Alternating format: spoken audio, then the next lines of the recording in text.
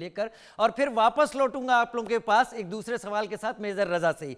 पहले मेजर रजा, मैंने पिछले कई दिनों से जब भी एक्सकलेशन होता है तो तमाम तरह की बातें होती हैं, हम ये कर देंगे, हम वो कर देंगे, हर तरफ से सोशल मीडिया पर व्यूज गेन करने हैं, लोग पता नहीं क्या क्या बोलते रहते हैं।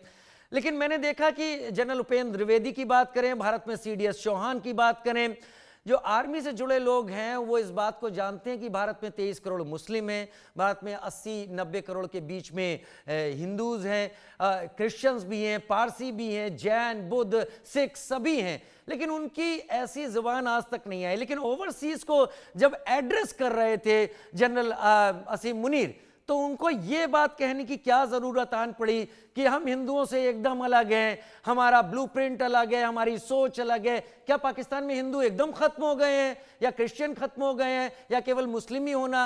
एक आर्मी मैन इन यूनिफॉर्म को इस बात पर जोर क्यों देना पड़ा? Thank you very much. देखें, अव्वल तो मैं बड़े अदब से अपना पॉइंट ऑफ व्यू पेश करूंगा, वो इसलिए कि दोनों जनरल ऑफिसर्स हैं। आमतौर पे जनरल ऑफिसर के सामने बात करना ही मुश्किल होती है, लेकिन ये है कि इनकी मेहरबानी है कि मुझे बात करने का मौका दे रहे हैं। तो बड़े अदब के साथ जो चीफ ऑफ आर्मी स्टाफ हैं पाकिस्तान के जनरल आसिम मुनीर, उन्होंने वही एक बात कही कि जो तारीख में हमारा हवाला मौजूद है कि पाकिस्तान कैसे बना, उसमें एक बहस यही थी कि जी हम हमारा रहन सहन फर्क है, आपका रहन सहन फर्क है, आप जो है मेजॉरिटी में होंगे, हम माइनॉरिटी में होंगे, so on and so fourth. और वो एक एक फैक्ट है, 80 साल गुजर गए हैं पाकिस्तान और इंडिया जो है उसके बाद। तो वो तो उस कॉन्टेक्स्ट में था। लेकिन अब जाहिर है कि ये पहलगाम का वाकया हो गया, उसके बाद फिर जैसे जैसे लोग इसको नैरेटिव को बना रहे हैं, तो फिर चीफ का वो जो बयान है वो भी उसके साथ कनेक्ट हो गया, so on and so fourth. लेकिन मैं उससे एक अलहदा बात करना चाहता हूं, और अलहदा बात मैं ये करना चाहता हूं कि पाकिस्तान और इंडिया के बीच में अगर हम आपस में मामलात नहीं तय कर सके, तो कोई भी तीसरा मुझे नहीं लगता कि मामला तय करा सकता है। वो इसलिए कि पाकिस्तान और इंडिया दोनों न्यूक्लियर पावर्स हैं, दोनों एक दूसरे की जबान समझते हैं, एक दूसरे की बातचीत, मतलब आप मुझसे बोल रहे हैं, मैं आपसे बोल रहा हूं, तो हमें एक दूसरे की बातचीत बहुत हद तक समझ आ रही है। बहुत हद तो तक नहीं, पूरी अब तो समझ में मेरी, आ रही है। हाँ, तो मैं ये कह रहा हूं कि अव्वल तो मेरी राय ये है कि आपस में हम बहुत अच्छे तरीके से बातचीत करके अपने मामलात को तय कर सकते हैं। अब कब तय होंगे ये एक अलग बात। साथ में ये भी है कि वो इंग्लिश में कहते हैं कि जी every crisis is an opportunity. तो अभी इसमें आप ये देख लें कि मुझे चंद बातों पे बड़ी खुशी है, मुझे चंद बातों पे खुशी, जहां अफसोस है कि जी क्यों इंडस वाटर ट्रीटी को और जो जो सारे इकदाम हुए क्यों, लेकिन खुशी ये है कि उसको सस्पेंड किया गया है। उसको मतलब किसी ना किसी लेवल पे कोई सेंस प्रिवेल कर रही है कि अगर इसको वापस अटेंड करना पड़े तो कोई रास्ता मौजूद हो। मुझे खुशी इस बात की है कि जी ठीक है, आपने मिलिट्री अटैची सब निकाल दिए, लेकिन एम्बेसी में वो जो आप कह रहे थे वो मौजूद है। तो मुझे ये भी खुशी है कि 7 दिन हो गए हैं और दोनों साइड के ऊपर बराबर सोच विचार, जितनी भी जिसने जिसको धमकी लगानी है वो लगा रहा है, लेकिन उसके बावजूद कहीं ना कहीं सेंस प्रिवेल कर रही है कि भाई इस सिचुएशन को देख लें। वो इसलिए कि ये बड़ा यूनिक है कि दोनों मुल्क न्यूक्लियर हैं। मैं ये मानता हूं कि पाकिस्तान का साइज कम है, लेकिन इसके बावजूद मैं आपकी तवज्जो इस तरफ भी दिलाऊंगा कि आप ये देख लें कि पिछली एक सदी में दूसरे जंग अजीम के बाद, मतलब वो भी 80 साल हो चुके हैं, तो उसके बाद अमेरिका ने कितनी जंगें की। दुनिया की सुपर पावर है, अभी तक दुनिया की सुपर पावर है। उसमें से कौन सी जंग है कि वो जीते, कौन सी जंग है कि जो रूस जीत गया। तो मैं कहना ये चाहता हूं कि सब ने अपना, अभी ये यूक्रेन की और रूस की पिछले 3 साल से जंग जारी है।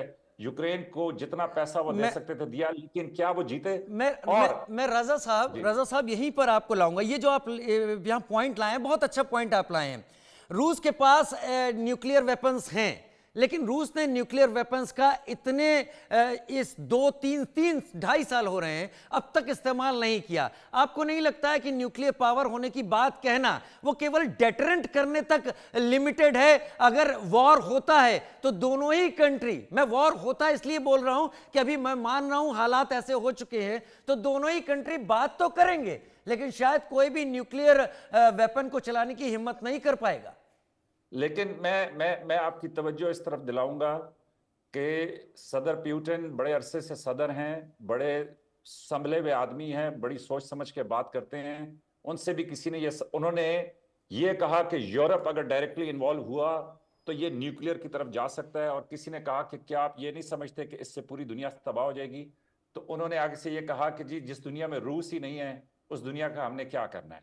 तो मैं ये कह रहा हूं कि देखें, आप ये जरूर कह सकते हैं कि एक फरीक ज्यादा समझदार है, दूसरा कम समझदार है, लेकिन जैसा जनरल साहब अभी बात कर रहे थे कि जी जब फोर्सेस हाई अलर्ट पे चली जाती हैं तो फिर एक फ्लैश पॉइंट होता है, कोई एक ऐसा काम होता है कि जिसके बाद आग भड़क उठती है और उसके बाद फिर सेंस प्रिवेल करना मुश्किल हो जाता है। और फिर ये भी देखें कि दोनों ने अपने होम ग्राउंड को भी सेटल करना है ना जी, तो उसने कैसे ये सेटल करना है। तो मेरे मेरे अपनी समझ के मुताबिक मेरे ख्याल में कि जहां पे ये जंग का पूरा खतरा मौजूद है वहां पे ये बहुत बड़ी अपॉर्चुनिटी भी है। आप जैसे चैनल्स का बहुत शुक्रिया कि जी आप मुझे ले रहे हैं, या पाकिस्तान में वो इंडियंस को उनको लेना चाहिए ताकि ये सारी बातचीत हो जाए, लोगों को समझ आ जाए। वो इसलिए कि फिर लोग फैसला करें कि भाई हमें किस तरफ आगे बढ़ना है। राइट अब राइट मेरे ख्याल राइट में रजा साहब let's be on the point. आपने कहा कि ये चीजें आप अब मेरे आपकी बातचीत से मुझे समझ में आ रहा है कि आप इस पर जोर दे रहे हैं कि ये फ्लैश पॉइंट नहीं आना चाहिए, ये फ्लैश पॉइंट आएगा तो नुकसान दोनों का होगा, ऐसा आप कह रहे हैं यहां पर। लेकिन मैं ये पूछना चाहता हूं, पाकिस्तान ने भी अपनी फोर्सेस मोबिलाइज की हैं, जैसा सीनियर मेजर जनरल यहां पर बता रहे थे, ध्रुव कटोच सर बता रहे थे यहां पर। पाकिस्तान के पास 7 लाख की नफरी है, भारत के पास 14 लाख की है। ऐसा कभी नहीं होता कि अगर भारत पाकिस्तान में फ्लैश पॉइंट आए या भारत चाइना में आए तो भारत चाइना की तरफ से सारी फोर्स हटाकर पाकिस्तान की तरफ ही 14 लाख फोर्स अपनी लगा दे, ऐसा नहीं होता है। पाकिस्तान अपनी फोर्स मोबिलाइज कर रहा है तो टीटीपी, अफगान और उधर ईरान का सेक्टर क्या पूरा खाली छोड़ देगा?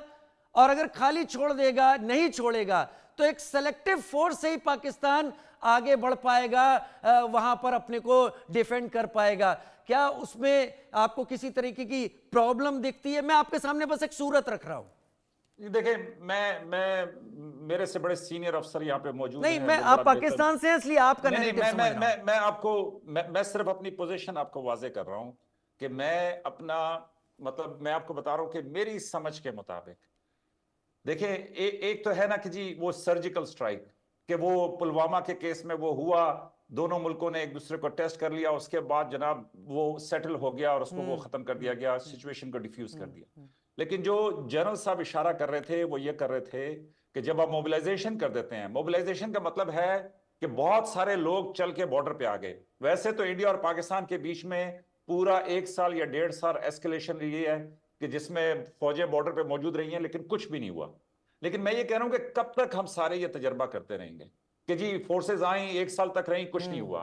फिर सर्जिकल स्ट्राइक हुई, पुलवामा, एक फाइटर पायलट जो है वो पकड़ा गया, उसके बाद मतलब वो बात बढ़ भी सकती थी।